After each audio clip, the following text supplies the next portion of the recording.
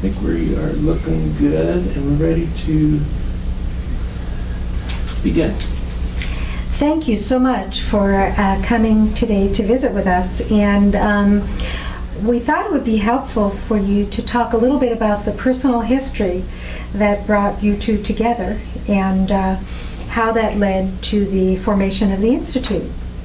Well, we first started discussions specifically about what became the health policy program in 1971. But we have to go back a decade to 1961, after Kennedy was elected and the King-Anderson bill, which later became Part A of Medicare, was then on the agenda. And because I had a lot of elderly patients, I was an internist at the Palo Alto Clinic. I had a lot of elderly patients, and at least half of them I couldn't admit to the Palo Alto Hospital because they couldn't pay. They had no health insurance, so I had to send them to the county hospital. So this seemed like a good idea to me. And I was one of the founders of an organization called the Bay Area Committee for Medical Aid to the Aged. That had an article in Newsweek about it, and that got a lot of people paying some attention to what we were saying. Didn't have any influence on what happened, but I testified before the Ways and Means Committee. The AFL-CIO would send me materials that I could use in my debates against other doctors. And I got more and more interested in how did Washington work. And Lester Breslow, who was Deputy Director of the California Health Department, or head of the Chronic Disease Division, was a friend of mine, and I said to Lester, I understand you're going to Washington, and I'd like to go with you and learn how the government works. He said, I'm not going, but I'm recommending you for the job. He recommended me to his friend, Leona Baumgartner, who'd been health commissioner of New York City and knew Les well. She had gone to the Agency for International Development as the head of an office, a staff office, that included education, health, community development, research. And strangely enough, she offered me the job. I knew nothing about international health, but I'd worked a lot with people in the public health service, and she wanted to get them much more involved in international health. Well, I did that for 2 years. I was offered the job to go to India to be the public health advisor, the U.S. health advisor to the Indians. And I said, with 5 kids, I'm not going to India. It's fine for me, but, you know, it's not for my kids. So I was going to go back to Palo Alto. Wilbur Cohen, who was then Assistant Secretary in HEW, called me in April and said, Medicare is going to pass, and could you come and spend a year and a half working with us to work with the doctors to get them to cooperate on Medicare and to set the policies. So I called Bob Jamplis at the clinic, got another year's leave of absence, and when I went to the department, which was like the 1st of August, John Gardner was the secretary. My office was right next to his, and so I began to get very much involved, first of all, in developing policies on family planning, working to plan and organize and coordinate the White House Conference on Health, which the president wanted to have, and then a whole bunch of policies. The most important of those, one was health manpower, prescription drugs. I chaired a task force on prescription drugs, which Milt Silverman was the executive director of. I was very much involved in desegregating 1,000 hospitals with Medicare money. I wasn't in charge of it, but I was very much involved in that. So I'd gotten very much involved in health policy. It's important to remember that Phil was the first assistant secretary for health. They had just created the Department of HEW, Health, Education, and Welfare, because it had all been bits and pieces of Social Security here and something else, Public Health Service there, and all of that. FDA over here, right? Yeah. And well, also it was a big surprise to everybody that John Gardner had, recommended me to the White House for the job because Ed Dempsey, who'd been a professor at Washington University in St. Louis, was the special assistant for health. And everybody thought he would be appointed assistant secretary.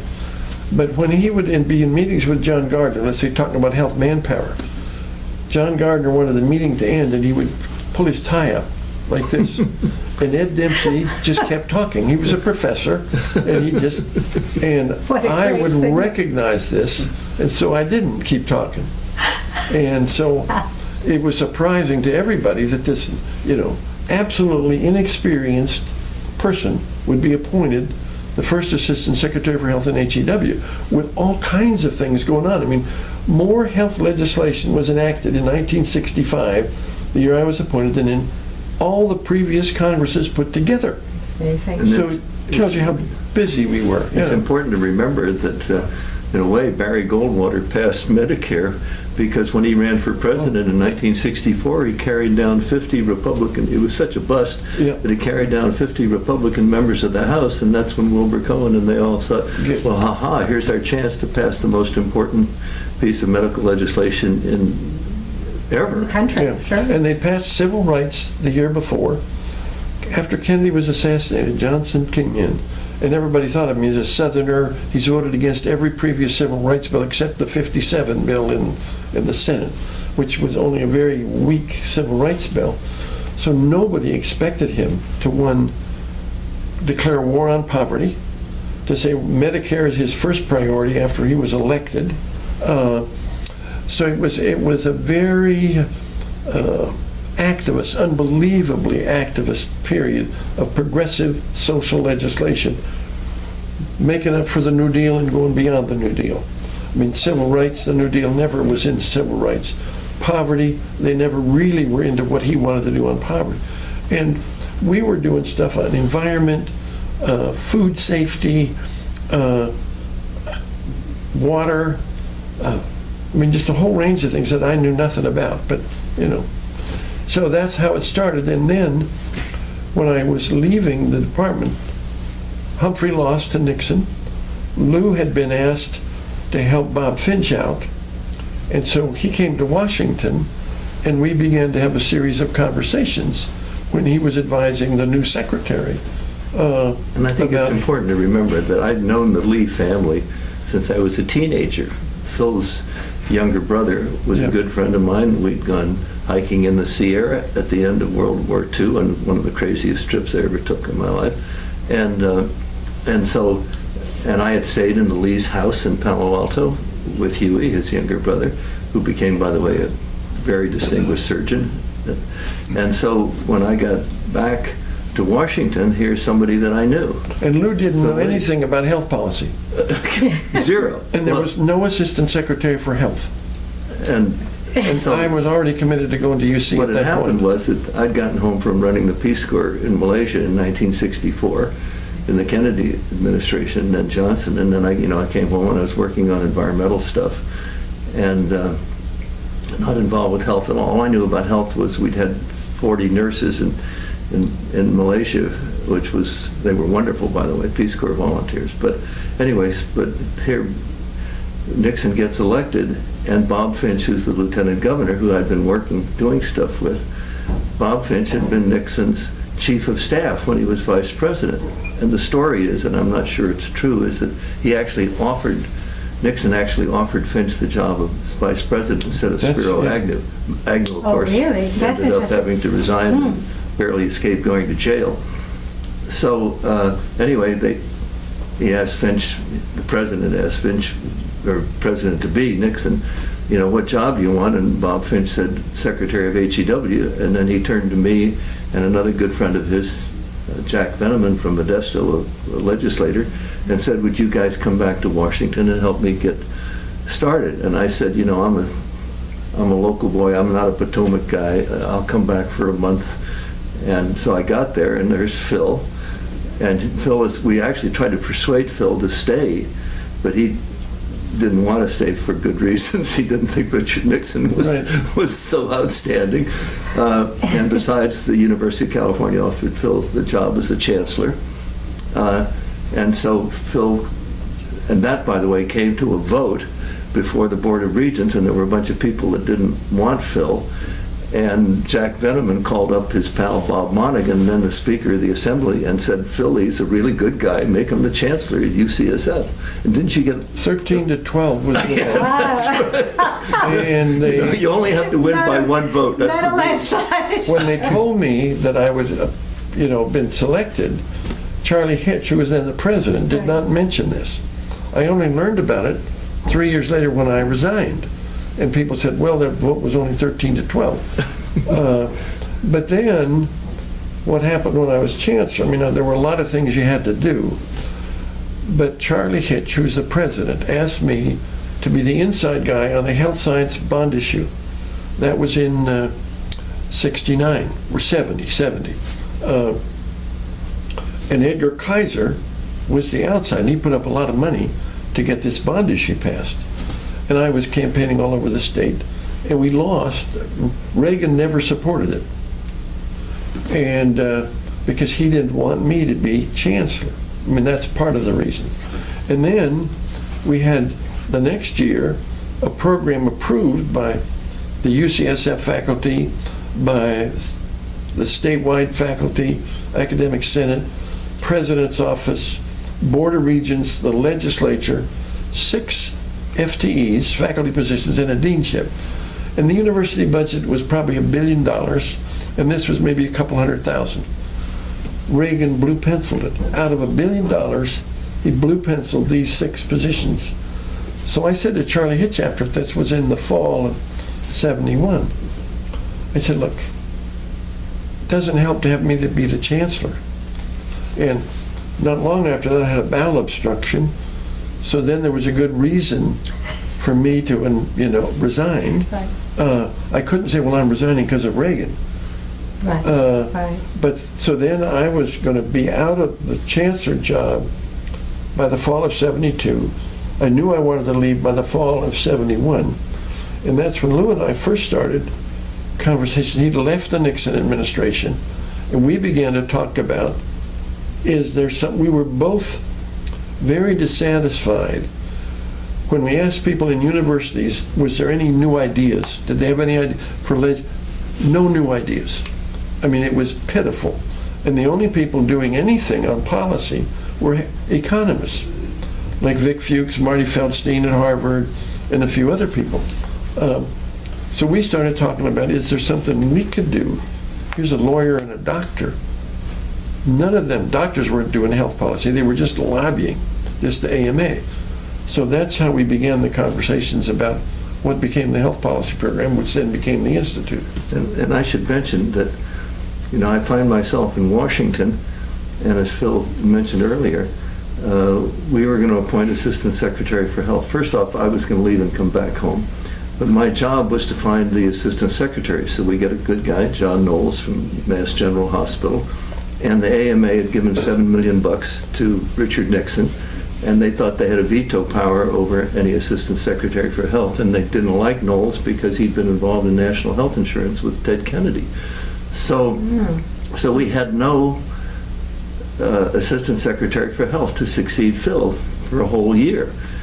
Well, I sort of fell into the job as long as my own job, which was Assistant Secretary for Planning and Evaluation, because by that time Finch had persuaded me and Veneman to stay. So the 3 of us were trying to run the department. And so I got in the health business, and of course I knew nothing about it. So then I would start calling up Phil, like, who's this guy and who's that? And Phil called me one time and said, by the way, because Phil had to try to get the Surgeon General of the United States under control, because that was the Public Health Service. Yeah. And Phil called me up and said, your Surgeon General is showing up in uniform in the Congress. You better stop that or you'll lose control over It was him. unbelievable. So I even came out to San Francisco and met with Phil and his brother Huey and Barrett Weber, and to say, tell me what I'm supposed to be doing back there. And then when I couldn't stand Nixon any longer, and I had written Nixon's national health insurance proposal, but I couldn't stand Nixon any longer in the Vietnam War. So I quit in 71. But you also did with Paul Elwood, the HMO legislation. It became the HMO legislation. It really wasn't called HMOs originally. Well, we wrote it. I wrote a a speech for the secretary introducing the idea of health maintenance organizations. Yeah. But anyway, I wanted to get out of there, and so I did. But of course, I didn't have a job, and I called up Phil, and Phil and another friend found me as a political refugee. Found me a place at the Bolt Hall at the law school, for which I was totally unqualified, by the way. And so that I was there for a year, and that's when Phil said, "Okay, let's start planning this thing." And then when he was teaching at Berkeley, he reconnected with Mike Parker, who'd been a Deputy Assistant Secretary for Legislation in the Kennedy administration and early in the Johnson administration, but helped Lou teach a little bit about health policy in the law school at Berkeley. And Mike had been the lobbyist for Kaiser, so when we were doing Right. HMOs, Yeah, that's I when saw you him a really- lot. yeah. And Mike had also worked with Cohen, I think, hadn't he, at one point with Wilbur Cohen? Did what with? Worked with Wilbur Cohen? Well, yeah, he was in the department in Wilbur's He was the deputy assistant secretary. Right. Well, yeah, he was in legislation, and I Mike think worked he for did have Wilbur a hand. directly. That's right, right. But then in the spring, well, in September, when I left, Margaret Mahoney, who was at the Commonwealth Fund, gave Lou some money to kind of look around the country about what was going on in health policy. And what we found out was nobody was doing very much except for these few economists. And I was reporting back to Phil what I was finding out. By the way, one of the things I found out, a wonderful guy, health economist, said there are two kinds of health economists. There's the ones that have been sick, Right. and the ones that haven't been sick. And Marty Feldstein hadn't been sick, Right. so he wasn't for any form of national health insurance No. except catastrophic insurance. And another guy whose name I've now forgotten had chronic illness and was for some form of national health Right, insurance. yeah, that was the guy in New York. I forget his Yeah. name, but yeah. Well, as you were kind of taking the pulse of the country, and it was clear that you were pretty dissatisfied, you both obviously started to engage around developing a base here Well, in Margaret Mahoney then, after Lou did this survey, she then gave us a grant. She'd moved from the Commonwealth Fund to Robert Wood Johnson Foundation and gave us a grant to actually create the health policy program. And Milt Silverman was involved, Mike Parker was involved, Mary Lee Ingbar, who was an economist, but she wasn't a central person, but she was involved. And then what turned out to be the biggest break, the next year, or shortly after I resigned, Al Johnson resigned as president of the University of South. He was a Jesuit priest, and as Lou said, a vow of poverty, chastity, and obedience. And we didn't care about the vow of chastity. But And I had been the speaker at Al's inauguration when he became president of USA. Oh my goodness, I didn't realize. Because he needed some Irishman from San Francisco to Yep. had a federal job. So we all knew Al, and he came on over. Yeah, he had accepted a job at Berkeley running a ethics program, but that didn't work out. So he was without a job. And so with a vow of poverty, we could easily offer him a job. I mean, he was a distinguished philosopher, but knew nothing about health. And so we brought him to the health policy program early on. And the first thing he did was want to really learn about what was going on clinically. So he made rounds with the surgeons, made rounds with the pediatricians, particularly in neonatal intensive care, with people at San Francisco General Hospital in the emergency room. So he became very popular and actually helped make the health program popular because he was really relating to clinicians. And I had felt that we had to relate to the clinical parts of the campus or the health policy program wasn't going to go anywhere. And Al was absolutely instrumental in making that happen. By the way, it's important to remember that none of this would have happened, in my opinion, if Phil had not been the chancellor before. I didn't realize what the politics of a medical center was like, but nobody wants any newcomers to get any money. They don't want them to have any office space. That's right. They're all fighting about parking spaces and everything else. And Phil, before he steps down as the chancellor, gets 1326 Third Avenue, a house that we could go into. He gets a full-time equivalent job, which he can, so they're supporting him, and lines up all the kinds of things. And it wasn't until I got there that I realized that that Phil had been a revolutionary as chancellor, because suddenly there were women getting into the medical school, and there were Latinos getting into the medical school, yeah. and there were black guys getting into medical school, and a lot of the old-time faculty didn't like it. And they would be bad-mouthing Phil behind his back, and I'd be hearing about that. But anyway, they couldn't touch us because Phil had kind of created this center and they couldn't confront us and just throw us out. So because I was a tenured faculty when I got an appointment, I was appointed at the highest level.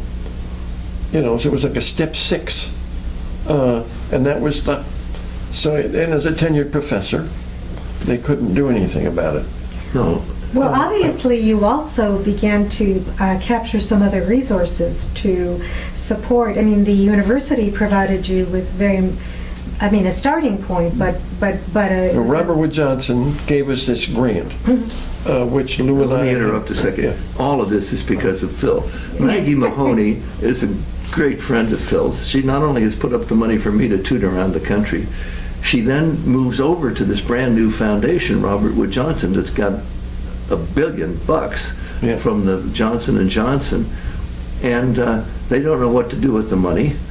And Phil and Maggie explained to the Johnson Foundation that we would be very good people to have some of that money. Well, David Rogers, who was the president, Yes, David Rogers. had been dean at Johns Hopkins.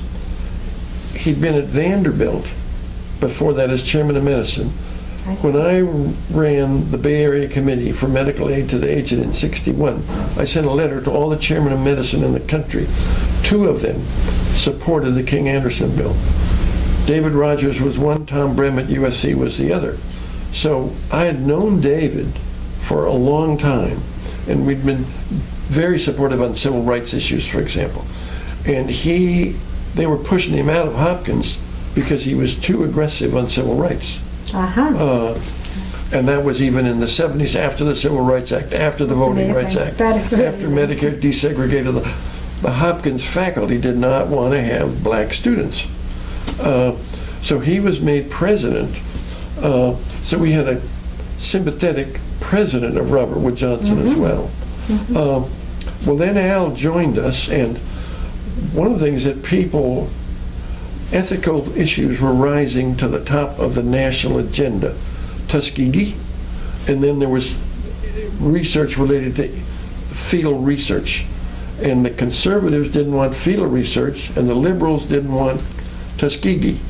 So there were both conservatives and liberals in Congress and outside wanted a focus on this. And so Al was involved in stuff fairly quickly because he was in the health policy program. He was a professor of ethics. And his second year, we had him go back to Washington. He was chairman of the board of Georgetown, but he spent the year at the Library of Medicine really learning about health policy, in addition to what he learned clinically at our place. And but then he wanted to get married to the she was the secretary to the president of the university, of Georgetown, and so then he had to, give up his vow of poverty. So then we had to get a hard money position for him, which we did. You did. Well, Julie Crevens, I think, gave us or Holly Smith did actually, gave us a position, because it was very clear that here was a spectacular. And then numerous people wanted to work with him as fellows. So that's where we first got into the fellowship part. When we started the health policy program, we were going to focus on what we called research, but it was more policy analysis, and it was technical assistance to policymakers. We had set up a Washington office, and we were working a lot with particular people in Congress, some people in OMB, and in the department, and we would make the rounds and find out, okay, what are the issues that you're concerned about? And so we were focusing on, for example, well, Milt and I had worked on the task force on prescription drugs, Milt Silverman, in the Johnson administration, and written this book, the task force report. And so when we came to UCSF, Milt was recruited by the pharmacy faculty. He was a PhD in pharmacology and a journalist. And so one area of our research was prescription drugs. And there were a lot of people, Ribicoff and others in Congress, who had a big interest in that. So we were providing some technical assistance around those issues. By the way, that was extraordinarily important. It was Phil's idea that we should have a Washington office and put Steve Strickland in it. Well, and I was all for that because both Phil and I were hoping the national health insurance would We pass. thought it was going to pass. Because everybody had a proposal for national health insurance, Yeah, right. even the AMA. I mean, Yeah. and Alice Rivlin, my predecessor in HEW, had written a story saying it's not now a question of whether national health insurance, it's of what kind. And they were And when, yeah. and Paul Rogers was the chairman of the health committee, and he was holding hearings on national health insurance, and we helped him with the hearings.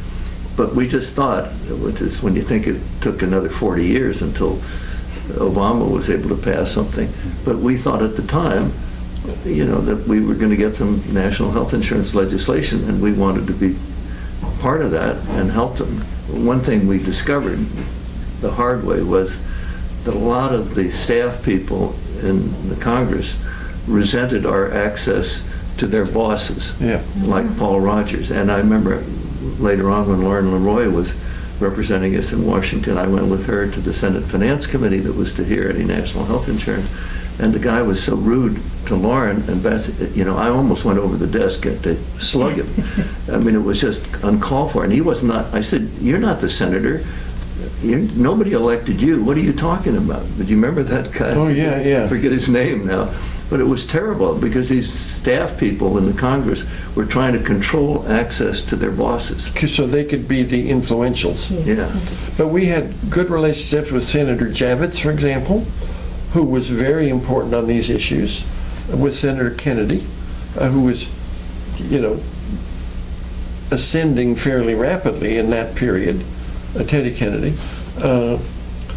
In the House, mainly Paul Rogers, and then the people on the Ways and Means Committee. And there were some moderate Republicans in those days. Very much so. Dave, the guy from Minnesota, Dave Dernberger. Dernberger. Yeah, yeah. And there were a whole bunch of moderate Republicans. That's why Nixon had proposed national health insurance, because he wanted to be in the middle of the political spectrum.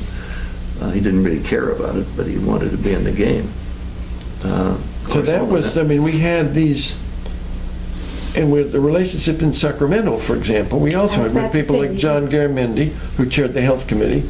And again, the lobbyists for UC were very frustrated or very concerned about, were we going to undermine what were some very backward policies of the university?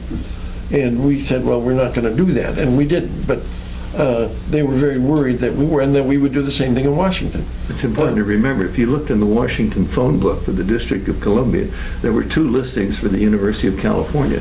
One was for the whole university, namely these lobbyists, and the other one was for what was then the health policy program. Yeah. Well, they really resented that, and of course what they resented is that we had far better access to the people in the Congress than they did. And so it goes back to when we got this $1 million grant, thanks to Phil from the Robert Wood Johnson Foundation.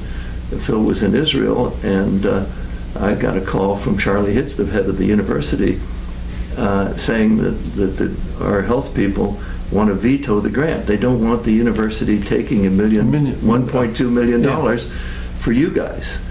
And so he described what we then had to do. Phil came back and we got the grant, but... Well, Lou reached agreement with Charlie Hitch that we would make a report once a month to I the recall chancellor. that. You had to. And I had to go meet every month with Frank Suey, who succeeded me and did a very, very good job, and send him a written report. And it was so boring that finally Frank said, Stop. you don't need to do this anymore. But the I other felt thing secure that you were not going to do the wrong thing. several things that emerged out of this. One, we realized, the Al Johnson thing was going gangbusters, and he was getting money left and right. He got money, about $1.5 million for a fellowship program. So he began in the fellows that he had over time. Then he got probably grants from 5 other foundations. I mean, this was a very hot area. And he was, at that point, one of the founders of bioethics nationally with the people at Georgetown. And there were a few other people. But he was then, because he was in a med school, he was in a health policy program, and he was extremely good teacher. He was very good mentor with the fellows, and he could write stuff that was right. And you wrote a paper with him very early. Yes, I mean, it was a politician and an ethicist trying to figure out what has ethics got to do with public policy. Yeah. But that was very early. But these fellows, of the first probably half a dozen, every one of them is either a professor in some university or they're running like the American College of Physicians. Carol Castle was his first fellow. And people came from all over the country wanting to work with Al. It wasn't just people at UCSF. And that was true of Phil. I mean, there's just a whole squadron of doctors and public policy people around the United States that owe their whole training and everything to Phil and the health policy program, which later became the Institute. In my case, it's sort of interesting. A young guy who was a grandson of a friend of mine came and said he wanted to work with me, Bob Friedman. And I said, well, we don't have a job. So Phil said, well, we'll create a fellowship program. I think we paid him $400 a month at the start. Bob Friedman is the founder and now chair of the leading organization in the United States that looks at building assets for the poor. It's called the Center for Enterprise Development. His successor was a guy named David Ellwood. David was a young economist who was going to go back and get a PhD in economics and was interested in health policy. David Ellwood is now the dean of the Harvard School. But he was the Kennedy son School of Paul Ellwood, who worked with Lou on the I've known him since he was a 14-year-old kid. He's now dean of the Kennedy School at Harvard. And so Peter Bedetti was another example. Peter Bedetti was a law student. He was an MD. He was in the law school at Berkeley, and the dean calls Lou up and said, we got the smartest guy in our class, and we'd like to have him work with us. Could you talk with him? Because he's a doctor. Yeah. And so we talked with him, and Bedetti came to work with us, not with the dean of the law school. And of course, we got some money to do that. And Bedetti's now in charge of catching Medicare. For all the fraud and abuse. Fraud and abuse, yes, in D.C. Well, and we also got grants and with Phyllis Fetto to help us to Shirley Kressel, Mike Parker. Health policy program. We gradually, health planning in the early period, we were doing a lot of this technical assistance and public policy. We were doing what I'd say policy analysis, not real research. Because Lou and I were, neither one of us, researchers. Well, you were better than I was. Yeah, but I was, we did fairly good. But then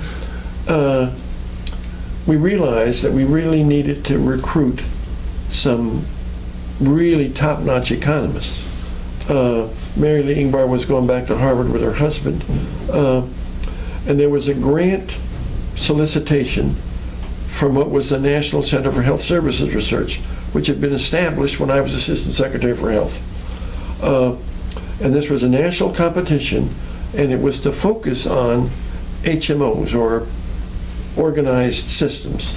And we put in a proposal. We got the grant.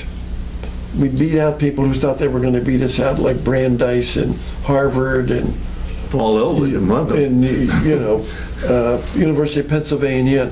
But so with that money, one, we recruited Hal Luft, who was had done his dissertation had been on poverty and health, which we were very attracted with that. He was also studying healthcare and HMOs, and he would written a monograph, or he was writing one on that. He'd been trained by Marty Feldstein. And then we also recruited Ann Satowski, who was at the Palo Alto Clinic, and who had, one of the major things she was doing was looking at the cost of medical care. And what she found out was, in the 70s, the cost went from what she called little ticket items to big ticket items. It went from appendectomy and chest x-ray and EKG and lab work to hip replacement and then bypass graft surgery. I mean, these were very, and it's been even compounded since then. But she did the fundamental work on that. And then Hal began to look at quality and the relationship of outcomes of care with bypass graft surgery to volume. And again, this created a whole area of research. And he's still the preeminent researcher in the relationship of volume to quality. And he found with bypass graft surgery, if you did more, you had lower mortality. And was the question, did you get the patients because you did it better, or did you get better because you did all the surgery? So those were two, with that funding. And then we recruited Helene Lipton to not be a faculty person, but to coordinate this program. And she, of course, has become a preeminent sociologist, full-time faculty member in pharmacy, and one of the leading people on prescription drugs. She sort of succeeded Milt. Milt and I were looking at this for a long time, and then she and I looked at it began by the 80s. But then we moved from this more technical assistant policy analysis to real research and making very significant contributions. The other thing, two things that were evolving was the development, and this began with a big emphasis later, was on training, postdoctoral training. As an organized, well, then we got approved as an organized research unit also, but as we began, we got a real name, by the way, then. Yeah, we went from Health Policy Program to be the Institute for Health Policy Studies. And then we had to go through UCSF faculty, and then administration, because we no longer, and then system-wide, and then the regions had to approve us as an organized research unit. And that helped us become much more recognized in the university, because people realized we passed this very rigorous examination, and part of that was because of this much stronger emphasis on research. But then we began to do more on the training side, and that was I would say, the second major area areas that we were involved in research: health professions, healthcare regulation and planning, prescription drugs, health insurance, costs of medical care related issues. And then we began to train the clinical scholars that were funded by Robert Wood Johnson. That was separate from the Institute, but many of them came to us to be their mentors. And then we developed the Pew program, which was a major postdoctoral training program. We did it also with the School of Public Health at Berkeley and the Institute for Health and Aging, but the source of it was the Institute. I think Phil and I have talked about this, that when you're looking back, something that we really didn't discuss at the start but turned out to perhaps be the greatest accomplishment of the Institute was that we trained a whole generation, or they trained themselves, but of people that would go on, not just the ones we've mentioned, but because Phil was a doctor, we had medical students and doctors who wanted to get into the health policy business, and they could come, and like Neil Halfon, who was a pediatrician, Peter Bedetti, who was a lawyer. Peter Bedetti, and Connie Kellum, who came along as an Connie- intern. Connie, Well, yes. She was a med student. She was a- and started working with Bob Durzon, and then and I remember one of the nicest days of my life when Connie asked me to put on a robe over my head and be her parent or sponsor when she graduated. Yeah.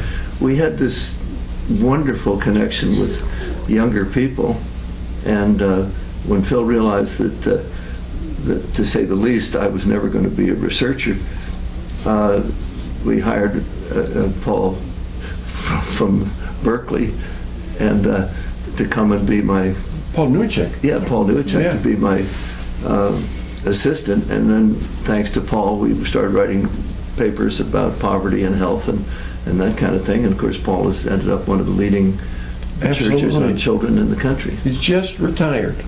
But the other area that we developed, I had this interest because I wrote the first family planning policies in the State Department, then in HEW. So I wanted to do something on that. You're protected. And we got Don Minkler. We had Anne Murray, who was the first person to run that program for us. She went to the Hewlett Foundation.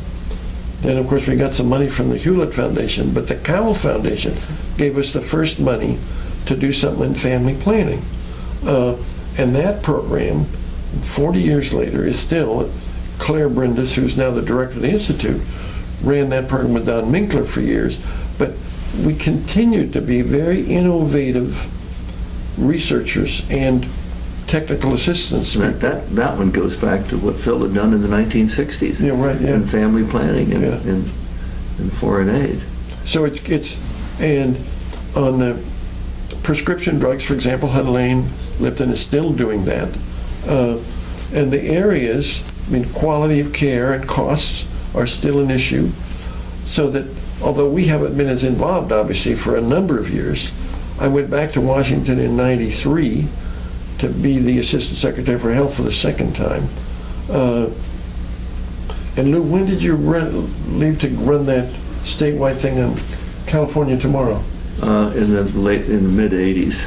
Well, it was late 80s, wasn't it? Later, yeah. Because I stayed on to we taught at Berkeley. Right. The whole Right. Neil Halfon and With the Paul joint Newcheck. medical program? Yeah, that's right. Yeah. Yep. But so I was phasing myself out by the 1980s, and then Clinton gets elected, and they look around the United States and they said, why don't we take the first Assistant Secretary for Health and put him back in his old job?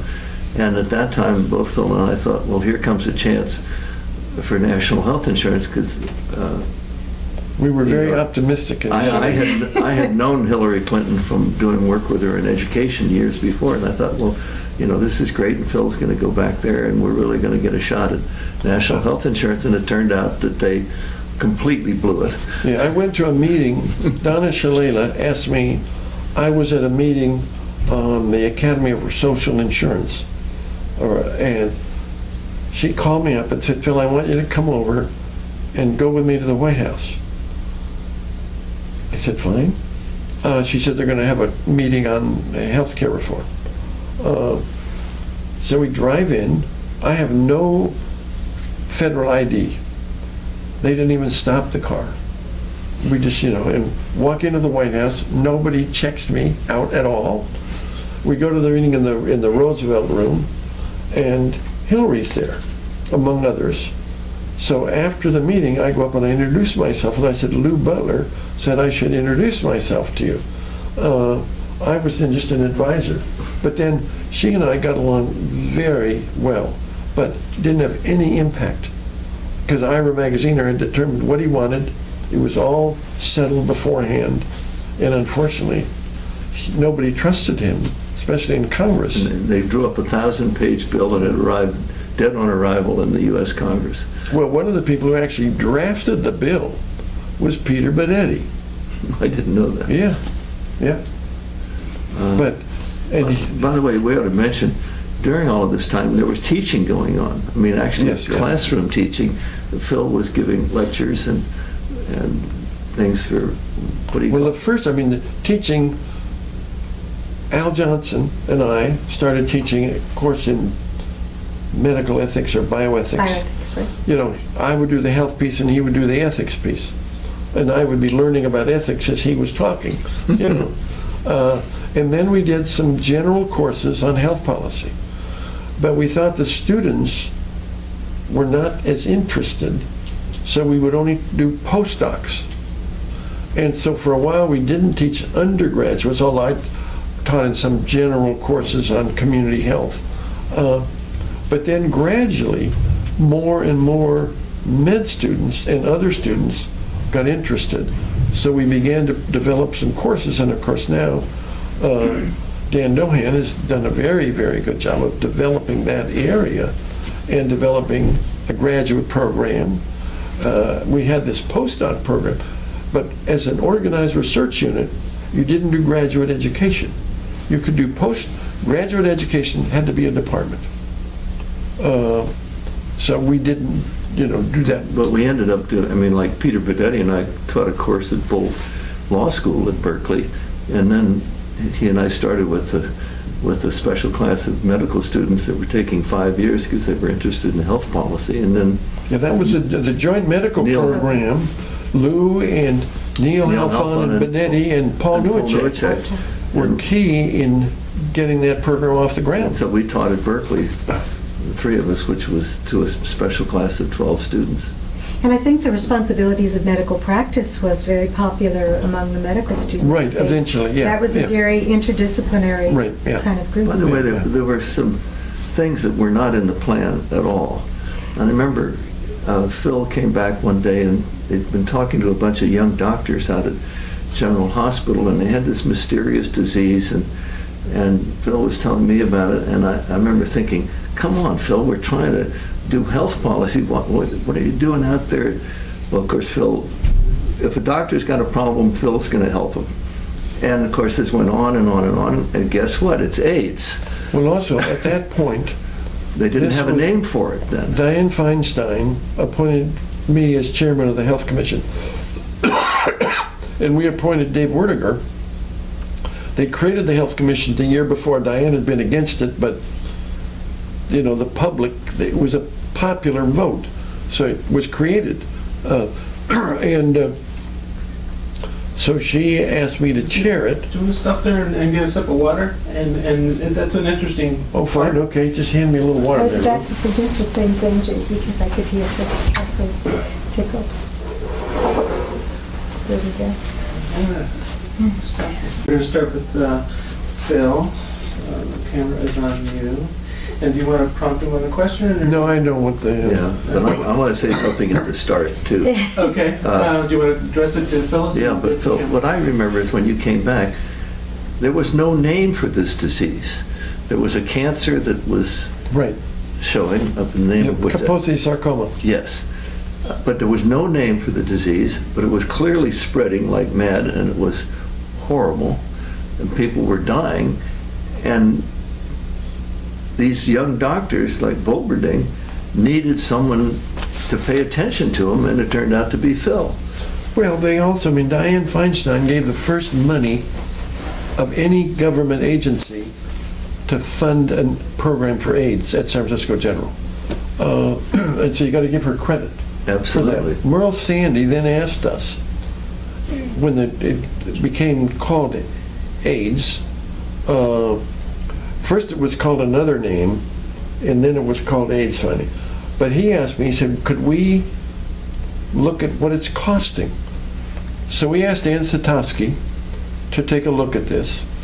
And so she did a study of what we call the San Francisco model, which was an organized outpatient program, an organized inpatient, separate unit for AIDS patients, home care, hospice care, all coordinated. And in New York and Philadelphia and Chicago and other places, they put people in the hospital. The costs of the San Francisco model were less than half what it was in New York or Washington or Philadelphia. So the Robert Wood Johnson Foundation, Murph Silverman and I, who'd been health director, went to, again, David Rogers and said, you should fund a demonstration. So they gave us, I don't know, $15 million to run an 11-city demonstration. Merv Silverman ran it. We coordinated it from the Institute. And these demonstrations led to what became the Ryan White program, which is still federal policy on AIDS. And there was another example of Ann Satofsky's very, working with only one other research assistant, figuring the thing out, gathering the data. It was the cost differences that sold the program. But that was a very important contribution. And by the way, the politics was unbelievably difficult. So the mayor, Dianne Feinstein, has the Public Health Commission, makes Phil the chairman of the commission, and guess what he has to do? He has to close the bathhouses. Right. And there's just, you can't believe the screaming and yelling about, you're telling us how to behave and all this kind. But by that time, they realized how the disease was being transmitted. Yeah. And that was particularly in the gay community. And, the IV drug problem was not as evident in that early period, which has later become, It was mostly in New York, too, wasn't it? In the East Coast. It's become the big, it was also in San Francisco, it was a problem. It didn't. But it was, it's now become the major mode of transmission, not just in New York and the East, but in the South. The other thing that's interesting with Peter Bedetti, Peter, after the original, he ran our Washington office, then he went to work for Congress, and after they instituted policies to control hospital costs, this was early in the Reagan administration, actually. It was interesting because it was not what you'd think they would do. But the secretary had been a senator from Pennsylvania and had some ideas about what should be done. And they developed what eventually became DRGs, diagnostic-related groups, to control hospital costs, which it did. Then they decided that they wanted physician costs were going up very rapidly. Bedetti was on Waxman's staff. They'd set up this commission and they asked me to be a member, and I said, it looks like it's all AMA and I won't be a member. And they said, well, what would it take? And I said, well, appoint a new commission. So they did that, and then Karen Davis was on it, Uwe Reinhardt was on it, Bob Butler, who'd been the head of NIA, was on it. And so I said, okay. So then I had to chair a commission on physician payment in the Medicare program, the Physician Payment Review Commission. And so we got, drawing on what we'd done at the Institute, I was, reasonably familiar with the issues, although I hadn't done any research myself at all on them. John Eisenberg was another key member of that commission. But I wanted to get a report out, which we did in less than 6 months, our first report. In '89, we made recommendations to Congress about what they should do about physician payment. And it was to increase payment to primary care and reduce payment for specialists. It was to, there were, one of the other things we included was an expenditure target. If the expenses went above a certain level, physicians got less money the next year. Well, they changed that a little bit in Congress and called it a volume performance standard. But that's what we were doing for the elderly. We just wanted to make sure that there was adequate payment, so that there was doing something for the elderly, doing something for the doctors, because the AMA even supported more money for primary care and less for the specialists. But eventually that got reversed in the political process. So that we recommended in '89. Those policies had to be adopted or implemented by HCFA, Healthcare Financing Administration, in 1992 to 96. Well, I was in the department by that time, but the people who ran it in the healthcare financing committee never asked me anything about it. Because they wanted, again, it's the same old thing, Luke. Yeah. They wanted to decide. They didn't want me giving them advice. You know, it turned out, because both Phil and I were members of the Institute of Medicine, I think I got in because they were embarrassed. They needed some Republicans, and I was a moderate Republican on paper. So anyway, we're in the Institute of Medicine doing things with them. And at one point,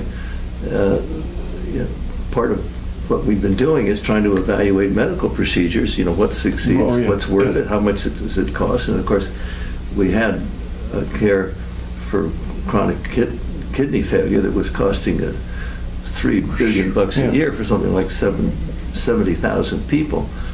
So the Institute of Medicine wanted to have an evaluation or a committee to look at the evaluation of mortality coming from hospitals that were doing procedures, heart procedures basically. Not heart transplants, but basically Bypass, coronary graft surgery, bypass and surgery and all that. Valve So I surgery. ended up as the chairman of that committee of the Institute of Medicine, and I said, I won't take the job unless you put Bedetti on there with me, because I need a doctor who's a friend. And Ralph Nader's people showed up, and there was this huge hullabaloo because, frankly, the hospitals didn't want to be evaluated.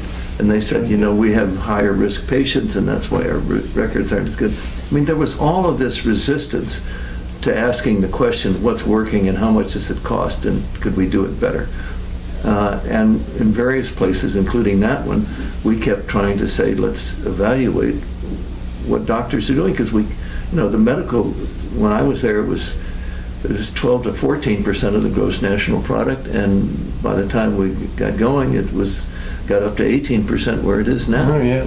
The And highest part in of the that world. came from Ansatowski Stop studies. there for a second. Tom, I want to be conscious of your time, and I want you to see if there's a particular question that we want we're to coming Yeah, we could, Well, let me just sort of, we gotta wrap I was it up, going to yeah. say, there are a couple of other things.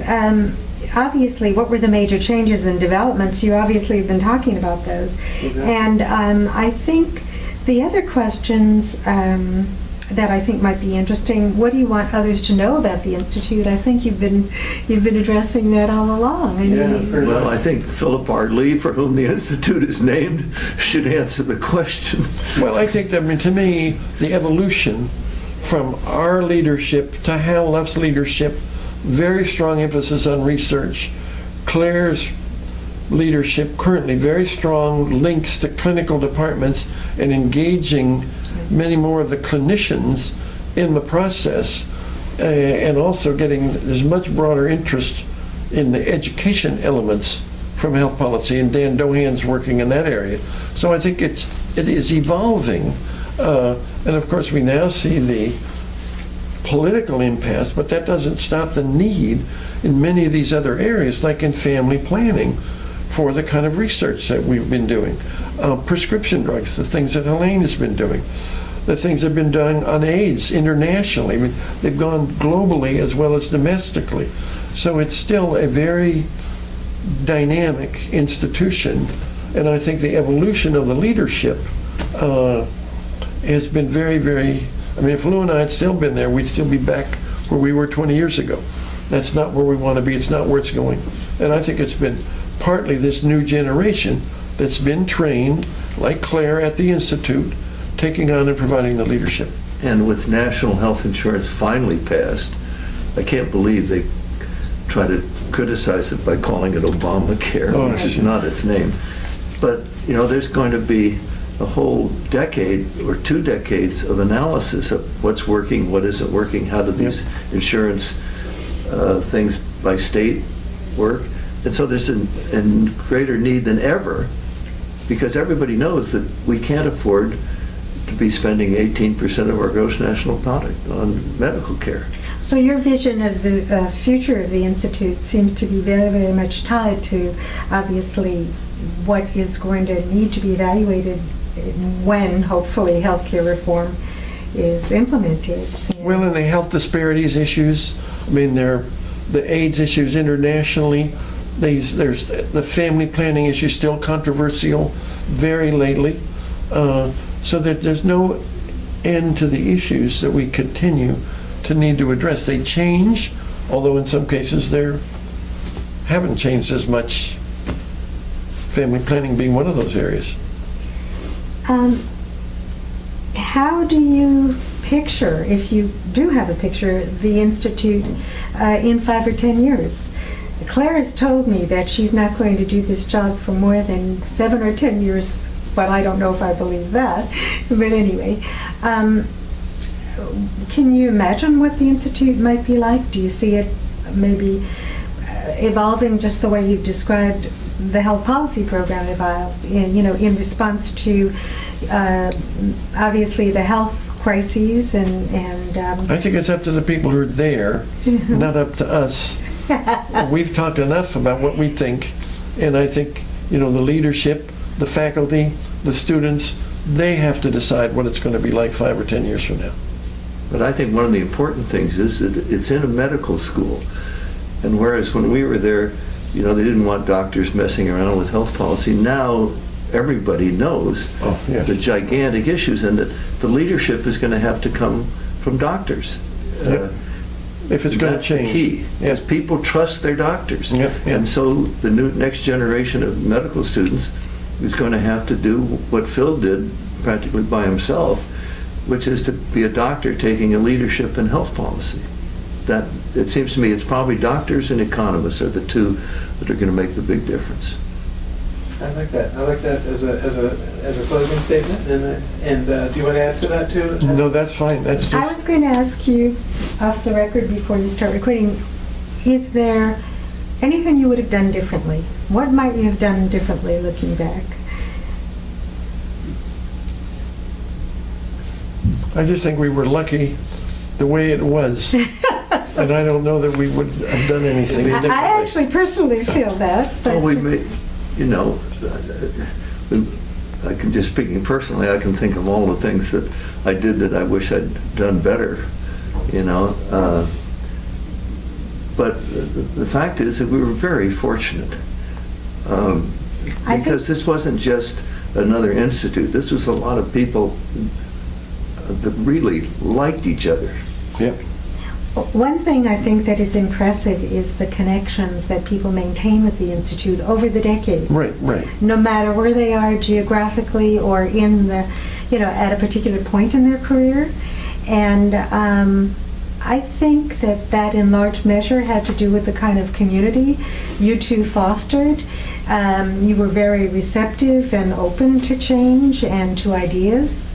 This was never a top-down operation. No, that's right. It was very collegial. By the way, that reminds me, in the early days when we were all in one house, there's no way to build comradeship like having only one bathroom for everybody, and so everybody has to stand in line. I mean, I'm kidding about it. Right. We're in a private home, and the bathroom, I actually tried to decorate the bathroom once with goofy stuff, but it was, we were very good friends. Yeah. Well, then we had two buildings, but it was still the same. We were very much Well, and I together. think the other thing that, as you think about various organizations, the other thing that's so critical is that I think we didn't grow too fast. We somehow, No, that's right, yeah. events impacted us, and there was always kind of a bit of, okay, is this the right fit for us? And, do we go in this direction?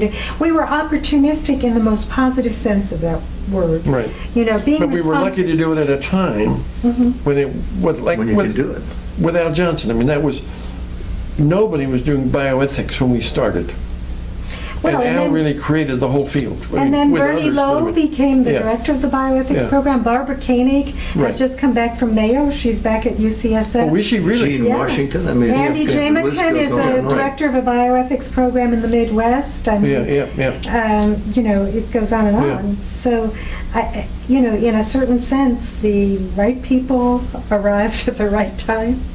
Well, as Lou says, I mean, we both feel we were quite lucky at the time. We just happened to be doing it at the right time.